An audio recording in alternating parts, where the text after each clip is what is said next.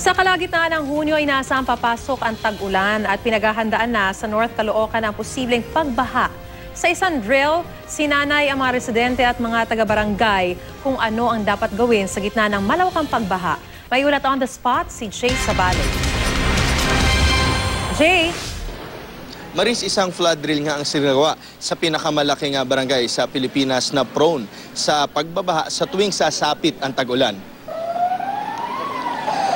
Sa pagtunog ng sirena ng Barangay 176 Bagong Silang sa North Caloocan, hudyat na may mataas na baha sa lugar at kailangan na lumikas. Ito ang senaryo sa isinagawang drill ng barangay kasama ang Philippine Red Cross. Sa naturang drill, 3 senaryo ang kanilang ginawa upang ma-rescue ang mga residente. Si Aling Nida naman, nanakit daw ang dibdib kaya kinailangang i-rescue. Isang 7 buwang buntis na babae ang hindi makalabas ng kanyang bahay dahil sa takot kaya pinuntahan siya ng rescuers. Pinulsuhan muna ng okay naman saka siya inilabas ng bahay. Tuloy-tuloy naman ang pagpunta ng mga residente sa Pag-asa Elementary School na nagsisilbing evacuation area. Ang laging paalala ng otoridad kapag may baha, dapat may nakahanda ng first aid kits at ang bawat pamilya. Kung tumaas naman ng tubig, dapat huwag magpanik, laging dapat may presence of mind. Makinig din daw sa update sa balita sa TV o sa radyo.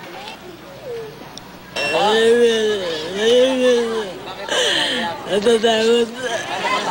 Hanay, ano lang po ito? Kinakabahan. Ito po ay tumataas, umaabot po ng lagpas ng isang katao. Kaya't hanggat maaari po, sa tulong po ng Red Cross 143, nabibigyan po namin sila ng kaalaman para alam po nila kung saan na po yung una nilang puntahan pagdating po ng tag-ulan.